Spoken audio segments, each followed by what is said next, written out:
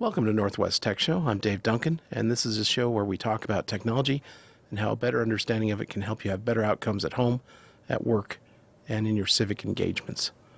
We're going to kick things off, as we like to do, with a Creative Commons clip from the good folks at Twit TV. This is Twit. The folks at the National Highway Transportation Safety Administration, we call them NHTSA, have put out their Standing General Order on Crash Reporting. They're investigating crashes on advanced driver assist systems. Tesla's, are they particularly looking at Tesla or just all ADAS systems? This came, the order originally came out a year ago after they started doing an investigation into a couple of dozen Teslas that had crashed into stationary fire trucks and police vehicles. Emergency vehicles. While on autopilot, yeah. And so this particular order applies to all automakers, suppliers, and companies developing automated driving systems. So this includes companies like Waymo and Cruise and Argo AI and others. And what they have to do is, within 24 hours of finding out, they have to report any crashes that involve either driver assistance or automated driving system being active within 30 seconds of the crash. So if the system was active and then shuts off and then within 30 seconds you have a crash, they have to report that. Why that? Was it that anybody was, switching them off right before a crash? Well, it's not so much that people were switching them off, but there's been a lot of speculation. There's been a lot of reports over the years from Tesla owners in particular that got into crashes, and they said, my car, it was in autopilot, and it crashed. And Tesla looked at the data and said, nope, autopilot was not active at the time of the crash. But despite lots of questions over the years, and I know I asked Tesla multiple times over the years, in any of these crashes, was the system active, a few seconds before the crash? Because the user interface in these cars is often not entirely clear what mode you're in. It's not obvious much of the time if the system has deactivated, and if you weren't paying enough attention, that you might think that it was still active, and then you get a crash and you think it's active, but it wasn't. Which is why why NHTSA asked for it to be the data to be any time the system was active within 30 seconds of a crash. I had heard, and maybe this is a scurrilous allegation, that Tesla was intentionally doing that so that Elon could say, completely accurately, as he has done many times, self-driving was not turned on at the time of the crash. Is that just scurrilous, or you think there's some merit in that? I don't think that they would intentionally turn it off, or it's entirely possible they might fudge the data. I'm not accusing them of that, but I think what is very reasonable is that in a lot of these situations the system did deactivate. When the car was going down the road, the driver thought it was still active, and did not take control when they should have, and then the car crashed. And this is why I think it's important to have this data. Unfortunately, the other thing that NHTSA did is they allowed these companies to declare certain bits of information, confidential business information. And so while the data is reported to NHTSA, when NHTSA finally released the first batch of this data this week, there were about 393 crashes that were reported, 273 of which involved Tesla vehicles. Here's on the autopilot. graph. Is this because Tesla reports more accurately, more often, or is it no, more? I don't think so. Yeah, I think it's that they're just crashing more frequently. Is that because? Well, they have more cars with ADAS out there, don't they? No, not really. Not necessarily. Because this includes, a wide variety of different systems. And, they're like, for example, the Hondas, the next second highest number was Honda with 90. But, arguably, the Honda vehicles shouldn't have even been included in here because, what they call level 2 systems are systems that control both steering and speed. And if the the Honda system, the two systems, the steering control, the lane keeping assist, and the speed control are separate systems. They're not consolidated. But the thing is, I looked through the data. I read through the Excel file that they released, and in the descriptions of the crashes, I looked at all the Honda crashes. None of the crashes were actually cases where the ADAS was the problem. It was always, the car had adaptive cruise control and lane keeping assist on, went through an intersection, and a car ran a stop sign and struck the car in the side. It was things like that. So it was all unrelated stuff. But because NHTSA allowed information to be redacted, I looked through all 273 Tesla-related crashes. They redacted the descriptions. So we haven't, NHTSA has the data, but we do not know what happened in those crashes. These gray wedges of this pie on these crashes, unknown means not that NHTSA doesn't know, but they're not telling us. In some cases they actually don't know. Okay.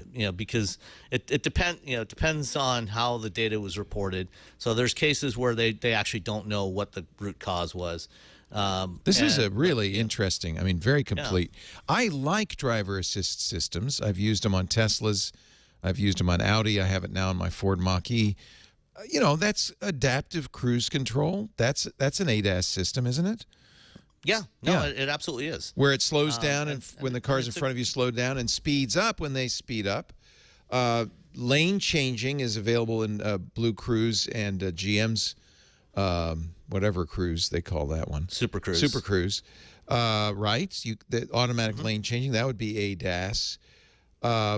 Does anybody attempt to do as much as Tesla does, though? Their autopilot works, for instance, not just on highways like Super Cruise and Blue Cruise, but on city streets. Supposedly it sees stop signs and stoplights and reacts properly to them. Is anybody else? It sees them. It doesn't necessarily react properly. I know sometimes it doesn't. There's two different things there. Yeah. It sees speed limit signs and reacts to those. Yeah. Yeah. No one has gone as far as what Tesla has done, at least from a marketing perspective. And maybe that's part of the problem is that Tesla tells you it's an autopilot. So Tesla drivers rely on it. That's a fundamental problem here. Yeah. Is the way that they brand it. Both Blue Cruise and Super Cruise allow actual hands-free driving. So you can take your hands off the wheel. You still have to watch the road. Technically, with autopilot, you're supposed to keep your hands on the wheel at all times. It's not supposed to be hands-free, and they don't use driver monitoring. So, right. Sorry, Owen. Oh, it just autopilot suggests that right.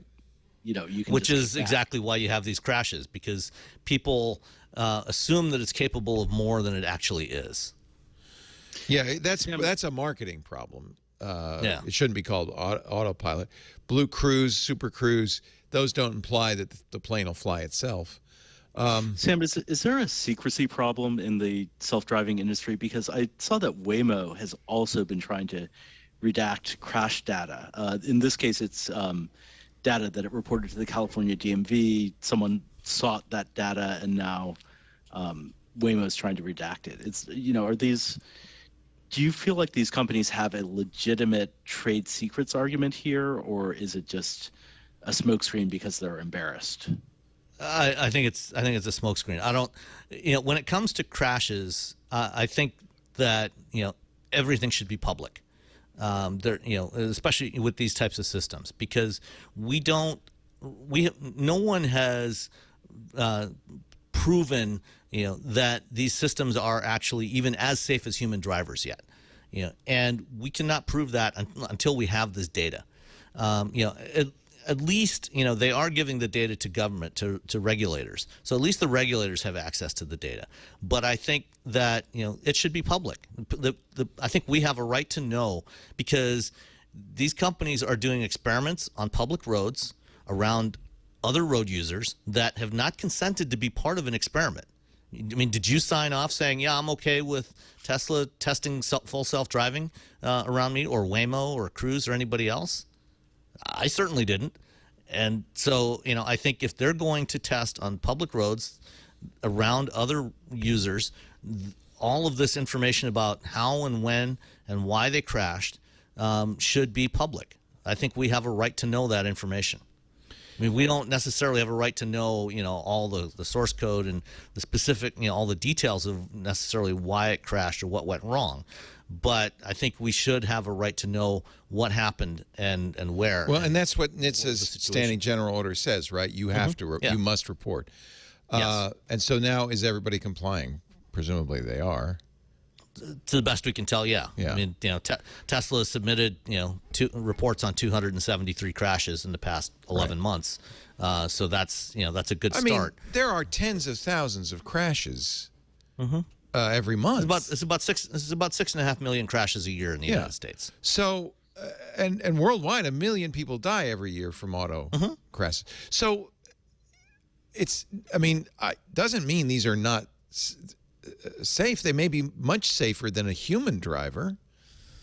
Well, it depends. It depends on you have to do. There's a lot of different driving scenarios, a lot of different conditions, and not all are equally challenging. Some but what this are doesn't much report safer is than others. How many lives were saved by ADAS that a human driver might have, caused a collision.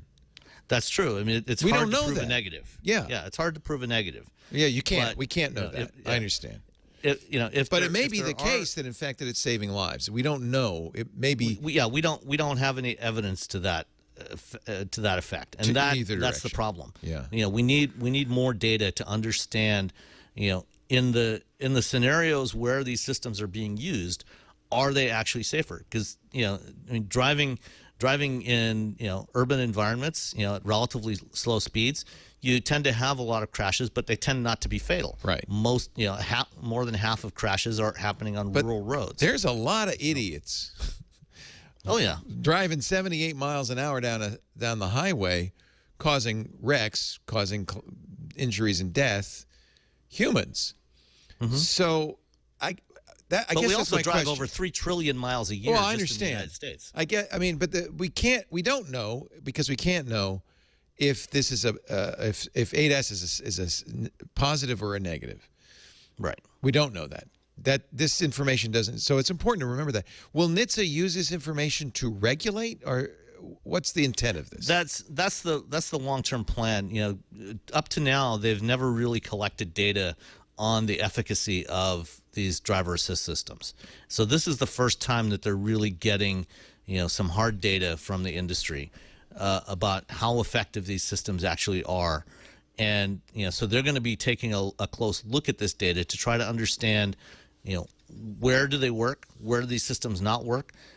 And, what, if anything, needs to be regulated? How how do we create standards for the performance of these systems? We're somewhat immune because this happens all the time to the number of auto deaths, crashes, and incidents that happen all the time, constantly, and so it's an easy thing to be fooled. For instance, when you talk about electric vehicle fires, it scares people until they remember that there are gas vehicle fires all the time. It's not 200,000 a year. 200,000 a year. So it's really important to remember, 273 Tesla accidents, but put it in context. And this is the problem, is that we just really don't know if ADAS is a net positive or a negative. We can't know that. We don't know how many accidents were avoided by ADAS. My experience as a driver is, and by the way, I pay attention because I don't trust the damn thing. But Which is wise. Which is the right, I think the right way to use it. No one should be trusting this. Yeah, no, that's the right way to use it. But it is a help. And there have been many times, and I bet you everybody watching has had an experience.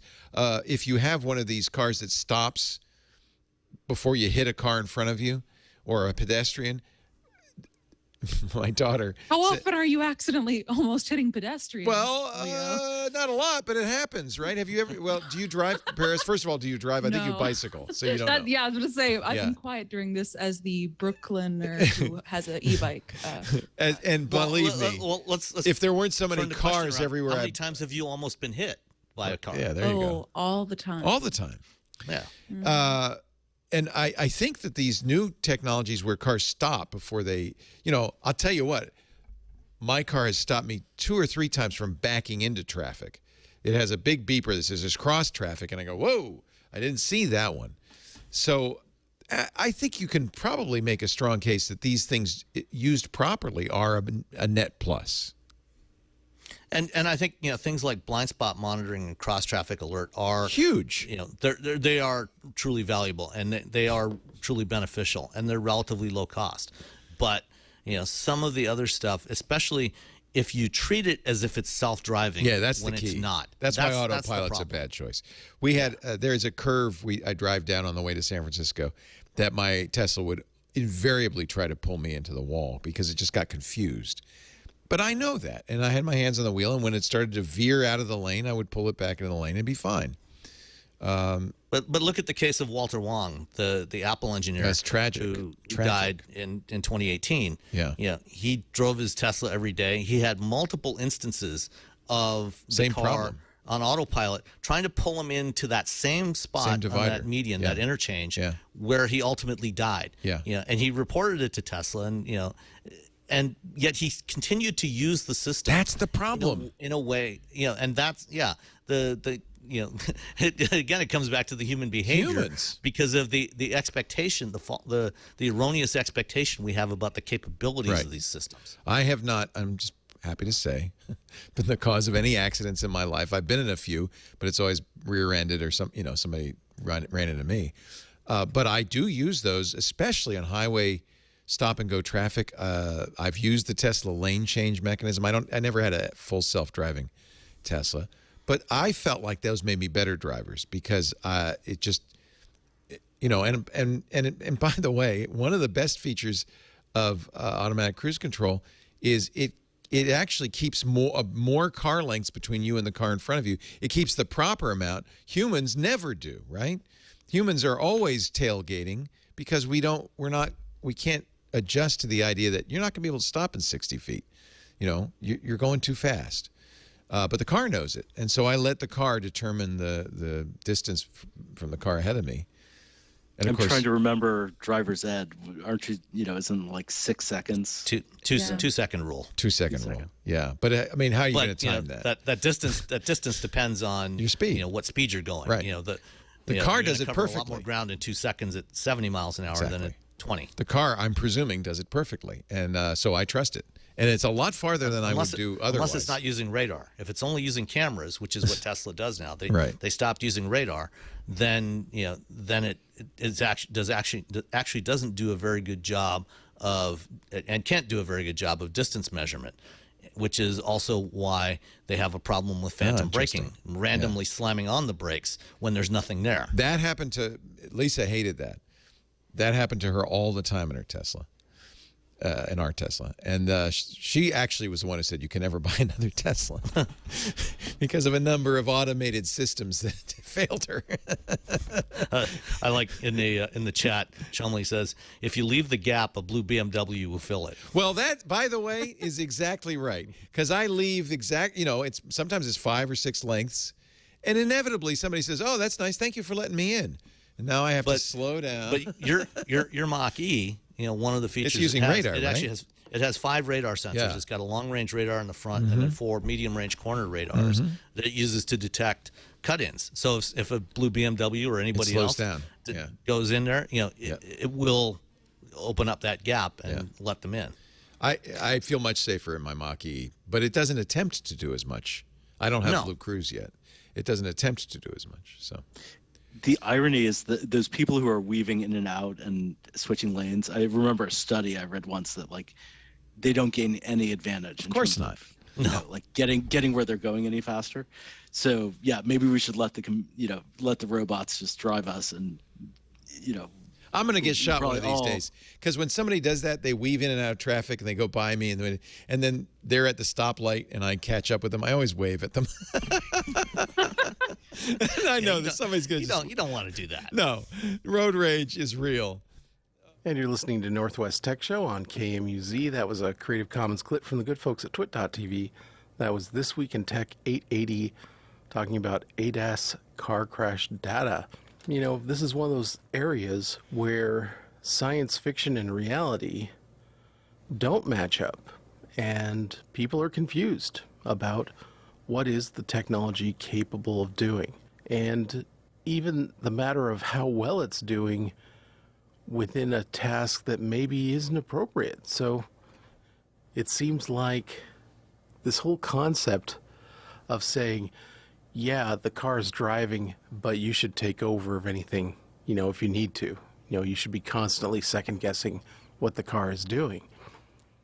And there's just nothing in human experience to say that's a good idea or an easy idea. It's not the way humans behave. As I mentioned, even someone who had been having problems with the way Tesla interpreted a certain area and was trying to do something wrong on a fairly consistent basis, he kept driving it. He kept using the system, and eventually, boom.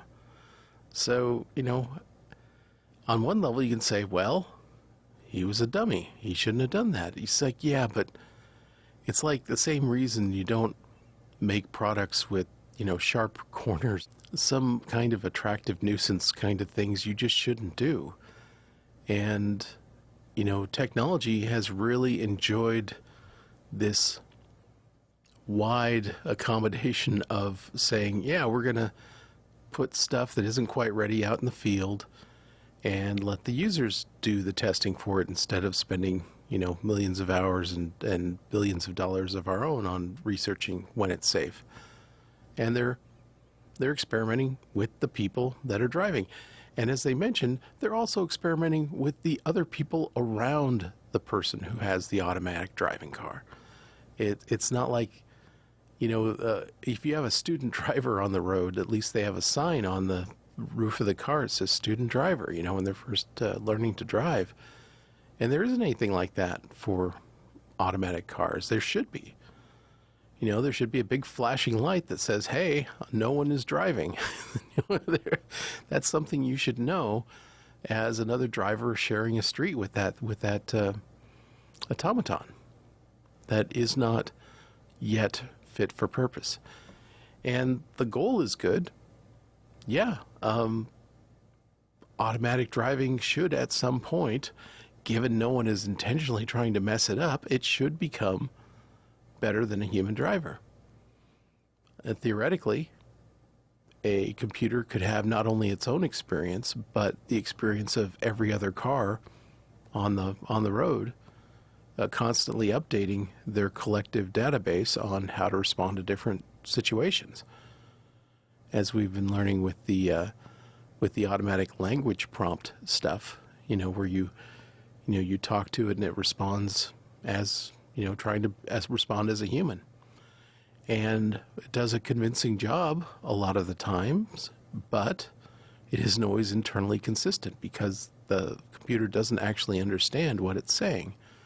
It's making mathematical inferences based on sample text that it's been given and then interpreting the new data in that context. And, to a degree, that's kind of what's going on with cars. They are interpreting a real-world environment with changing light and different levels of sensors. A lot of them don't have radar, some do.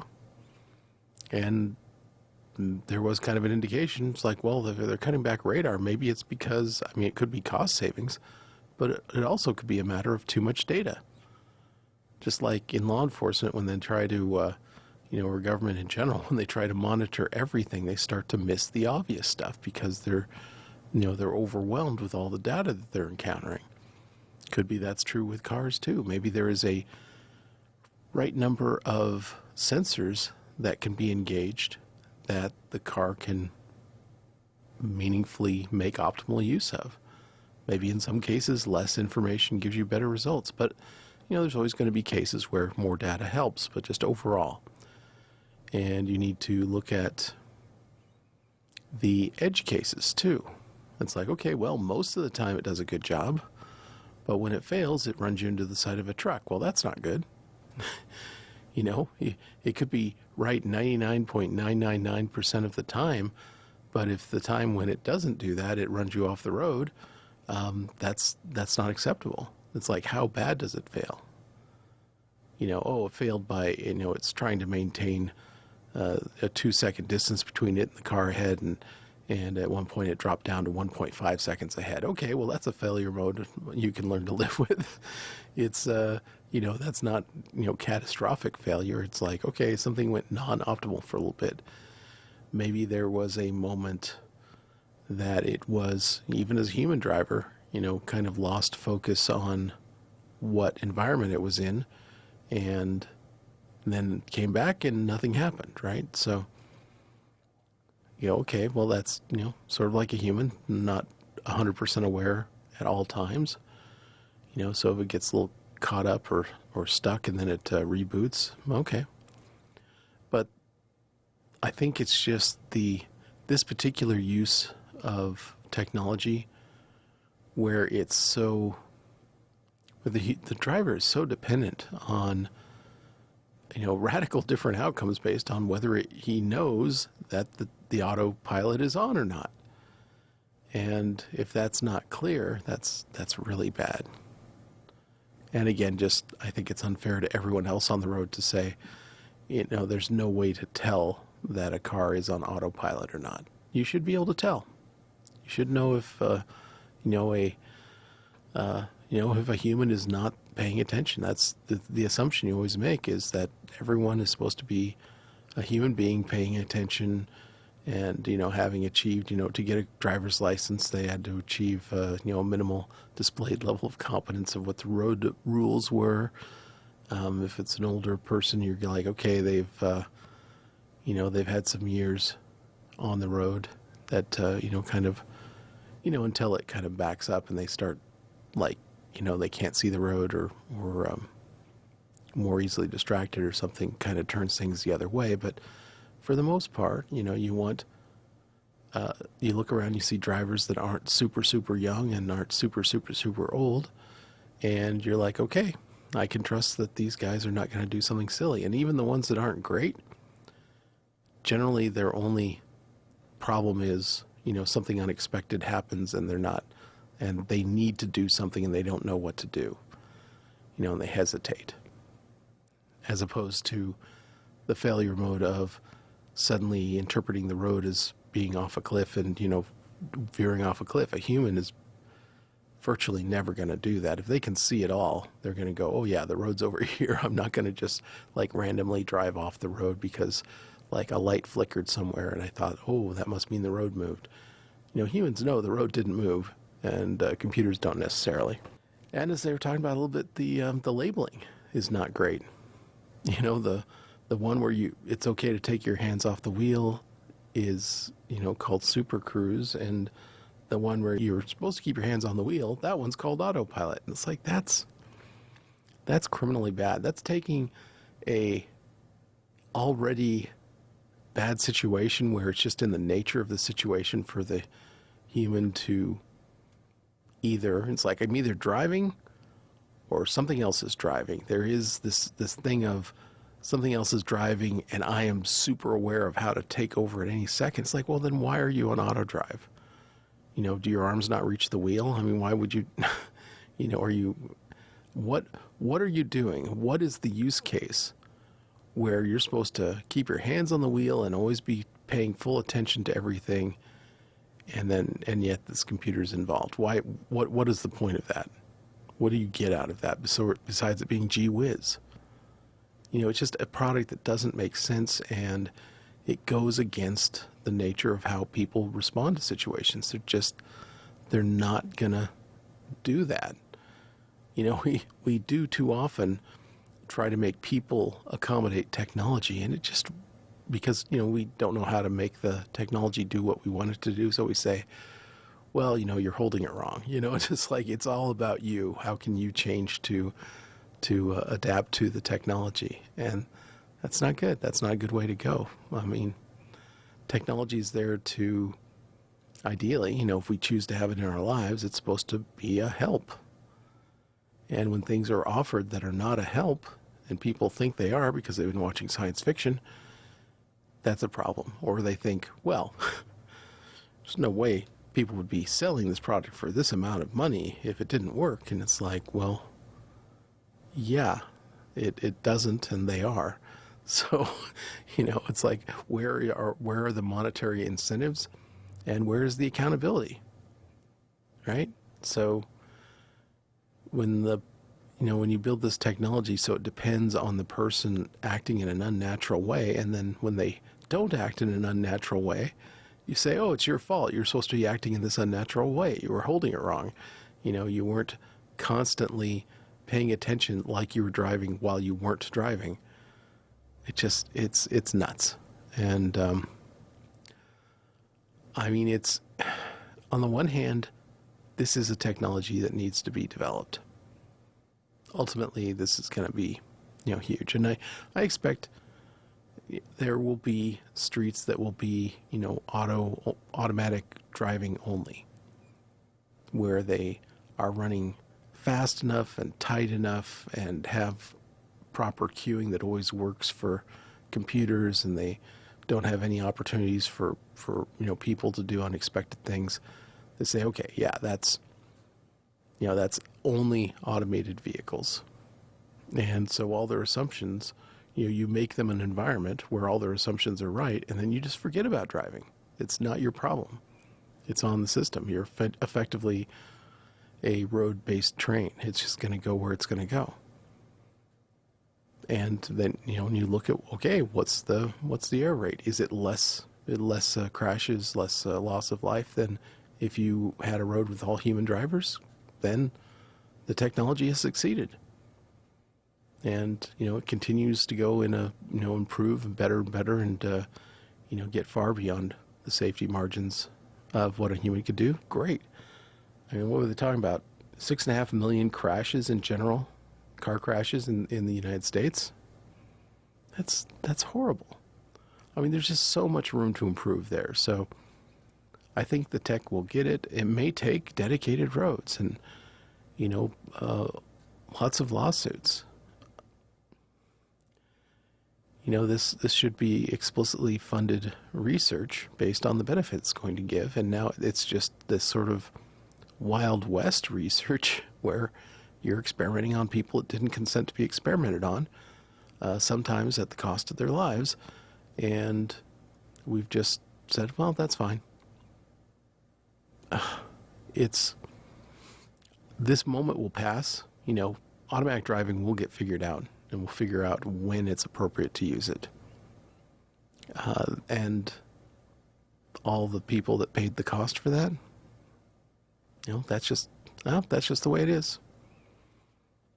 But the persistent problems say, well, fine, we've got to, in the future we'll say we've gotten to a point where it's all fine, so it doesn't really matter how we got here. Well, yeah, because the same thinking that caused that misalignment of incentives and consequences with, the people that actually had control over how it would work out will continue in other fields. This is not going to be a unique case. Over and over again, we're going to have circumstances where technology is offered in fields where it's not appropriate, just because the incentives are not lined up with what is actually reasonable, and things are allowed that should not be allowed.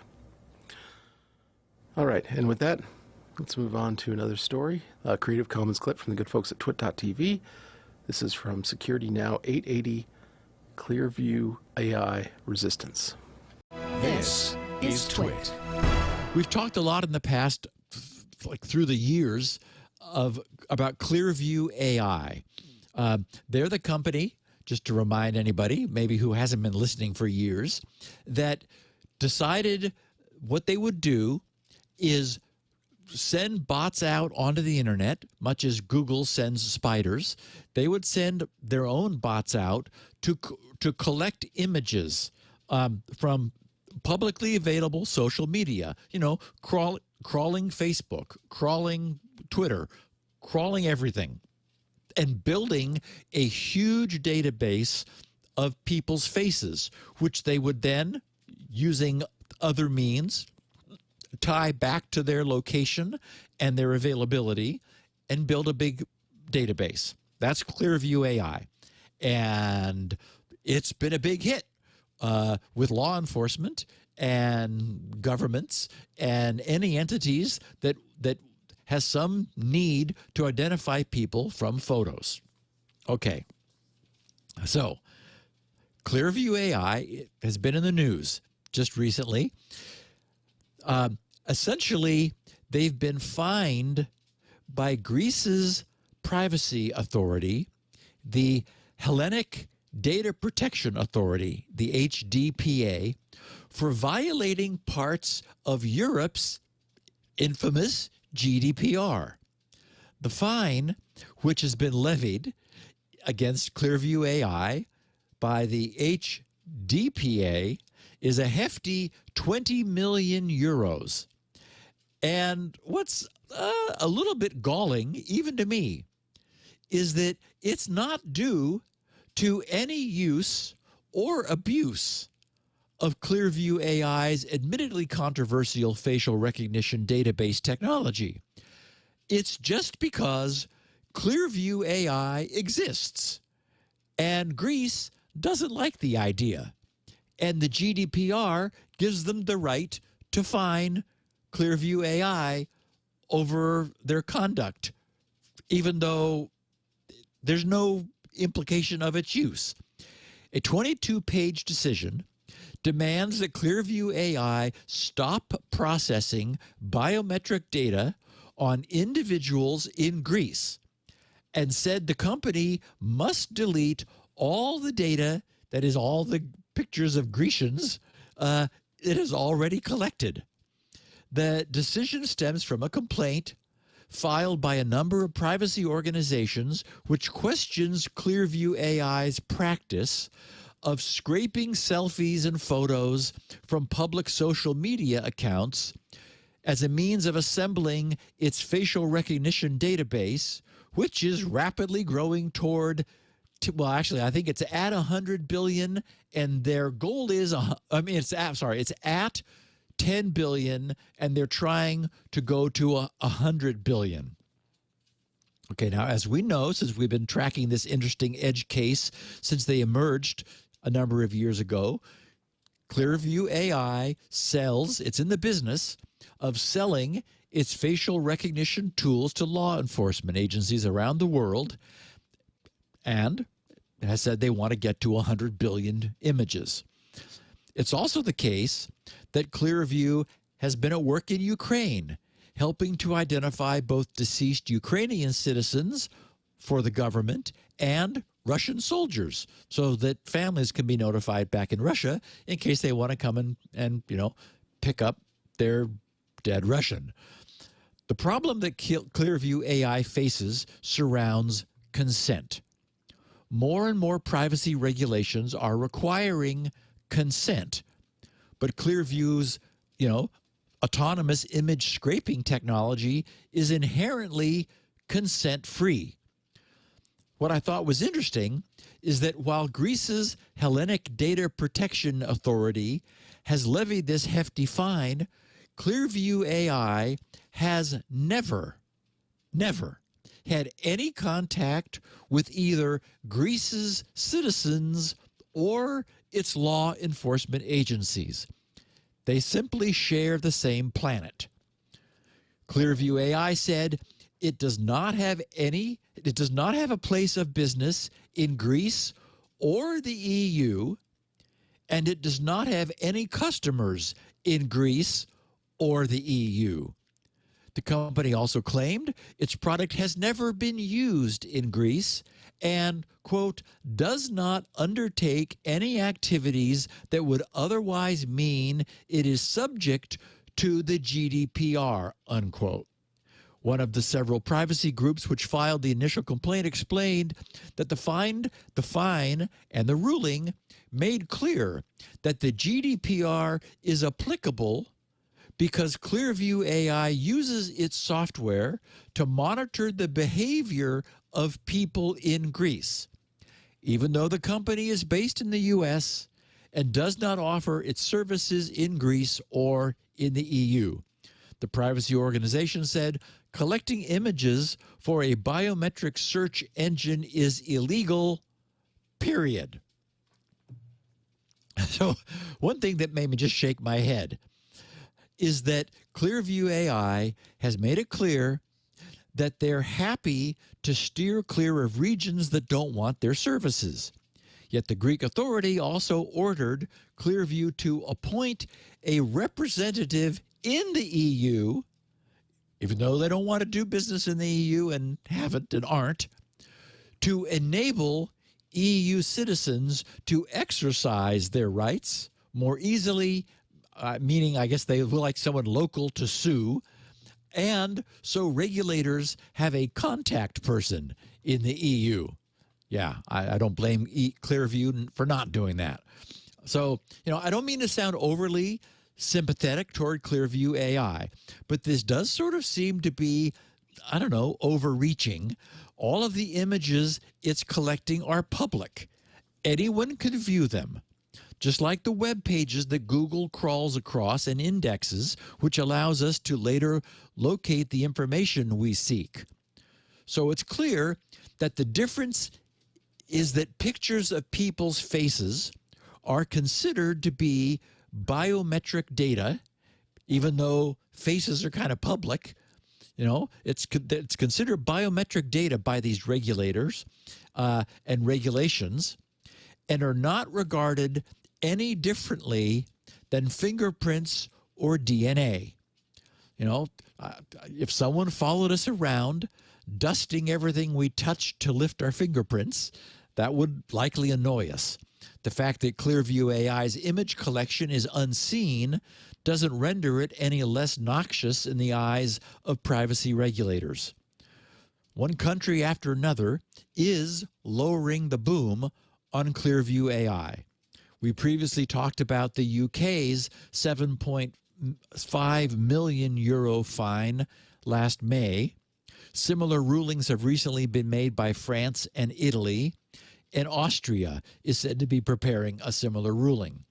So, it's looking like maybe this U.S.-based company will actually only be able to operate in a country where its privacy laws do not exclude it from doing so, because we know that Illinois and their BIPA, the state of Illinois, that's a problem because of BIPA, which is where some of the earlier suits have been filed. Now we've got lots of EU countries doing so under the GDPR. So it's looking like the territory that Clearview AI is going to be able to cover is shrinking. And it's actually looking like this is a fight it's going to lose. And you're listening to Northwest Tech Show on KMUZ. That was a Creative Commons clip from the good folks at twit.tv. That was Security Now 880 Clearview AI antipathy. So, yeah, this is, as I said, hey, on one level, it's like, hey, this is just public information. It's out there. And, so why do you care what people are doing with it? And, there are a lot of analogies to this. It's the same thing like saying, well, when you're out in public, people can see where you are. So, wherever you go, there's probably people that are seeing you. I see this person at this time. But you don't necessarily know who they are. And you're not linking it together with every other person who saw them into a 24/7 data stream of every location they've gone to. So, tracking someone's GPS location on their phone is different than just simply, well, you were out in public, so, somebody always knew where you were anyway, so what's the big deal? It's a change in kind is a difference in kind. And I think this is kind of falls into that. Individuals can see and, hear what's going on around them and, make notes about that if they feel like it. But it's a very different thing to say, well, I'm going to go out, or to look at pages and do some research as a human. But it's a very different thing to turn your algorithm loose and scrape all the data and try to assemble it into in ways that it was not intended, that you didn't consent to. maybe if you want to do that on your own as, say, a journalist, for a story, you're tracking where someone is from all the pictures of their antics on social media. Okay, I think that's fair ball. But private citizens in general, en masse, being tracked, that's a different thing. I think a principle kind of occurred to me recently that kind of encaptures how these things are different. Every human being has a limited number of minutes that they are going to be on this earth. And they don't always know where it is, but it's far too short to spend on tracking where everyone else is all the time. That is literally only possible when you start involving automation. And so that's a new kind of thing. The thing that a computer does not have any precious time to waste. It has all the time it needs, and just if not in duration of computing, then just simply by adding more processing power to do more quickly. And that is a very different kind of thing, and I think we need to recognize that.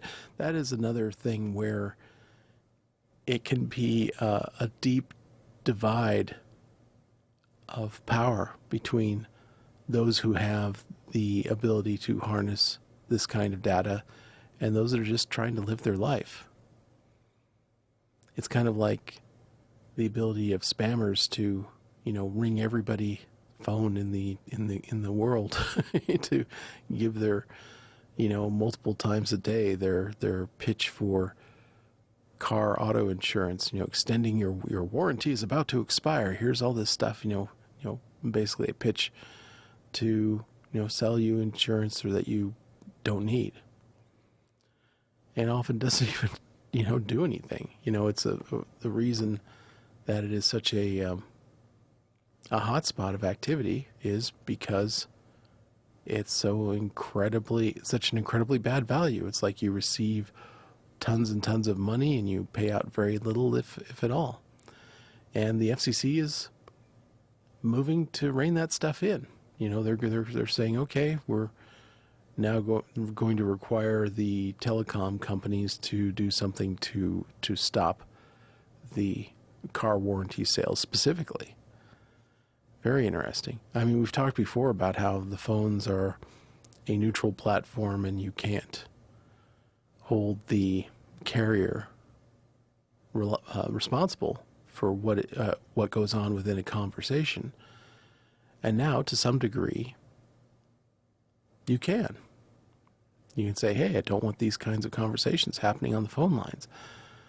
How they go about enforcing that could be incredibly scary. So we'll see what happens with that. But, here we have this similar sort of motion going on, and I do not like Clearview by any measure. And I do think what they're doing is wrong and should be regulated. And I think there is a certain point to saying, hey, just you having my data is an offense. I don't care if you haven't used it today yet. I don't care if you haven't sold it to anyone yet. Just that you have it is as much a threat as someone pointing a gun at you, but they haven't fired yet. It's not a neutral situation.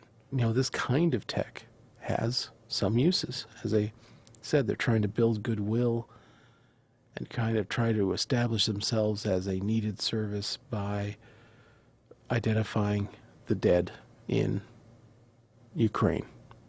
I'm saying, okay, this is who this soldier died. We're scanning we have all these scans from social media. We can say, okay, this is who he was. We can identify his family. We can also put the lie to claiming that, everyone's fine. Try and tell people back home in Russia that, their loved ones are fine and everything's going well and, all this, and making it illegal to cover the news. But, these calls will come in and say, hey, sorry to tell you, but your son was lost in combat. Here's a picture of him to verify, and where do you want the remains sent? And that's a powerful difference. I just don't think that a completely unregulated private company is the only way to fill this niche. This does go into an area, I think, where the downsides of it, the uneven levels of power and knowledge that it generates, it's just, we don't need it that way. I think there is another path between saying outlaw this technology altogether or it's completely unregulated. That is a very irresponsible way to look at things. Everything has its own case. And technology marches on in general, and it generally does so at a pace that is so much faster than the pace at which regulation of it happens. So you need to develop norms, you need to develop principles that kind of get you to the answer a little bit faster. You don't have to wait until something becomes a problem before you do something about it. You say, hey,